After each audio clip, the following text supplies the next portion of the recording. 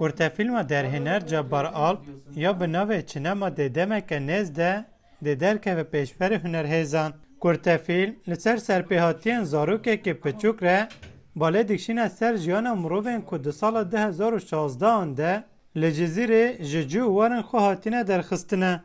Kurte film ji 15 kampek tê û her kesên ku xwedî çîrokên bi vî rengî ne dikarin tiştekê ji jiyana xwe di vê filmê de bibînin. Filma ku bi derfetên pirteng hatiye kêşandin, çîroka Rodiyê Cizîrî yê ku li İstanbulê ji cihek ji xwe re nedîtiye ve dibêje. Mala Rodiya li Cizîrê tê şewitandin û neçar dimînin ku koçî İstanbulê bikin. Lê li vir jî Rodî ji hêla hevalên xwe yên dibistanê ve tê vederkirin. Kesek naxwaze li cem yûrîne û rûnişteka xwe pêre parve bike. Rodiyê ku li Cizîrê cicêre namîne, li bajarê İstanbulê jî dîsa cê nabîne û vê yekê ferq dike. Zarok cihê ku lê dijî cih nema.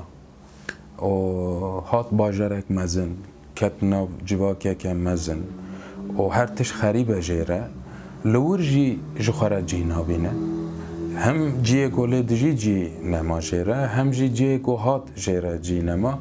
Me got bila navê çîroka me cih nemabe. Lewma em ser vî navî me biryar da. Navê lîstikvanê me, karakterê me yê ku em ser çîroka wî disekinin Rodî. Vî navî jî em fikirîn ku ev zarok tiştê ku zarok divê nebîne dît. Her tişt dît. Helbet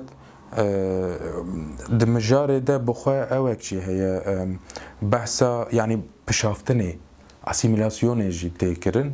Li ser vî çîroka zarok me xwest em derbasî sînemayê bikin. Derhêner Alp herî dawî da zanîn ku piştî qedendina çend tiştên piçûkên teknîkî dê di rojên pêşiya me de pêşandana fîlma yekan bê lê derxistin. Min Botanî, Deng Amerîka, İstanbul.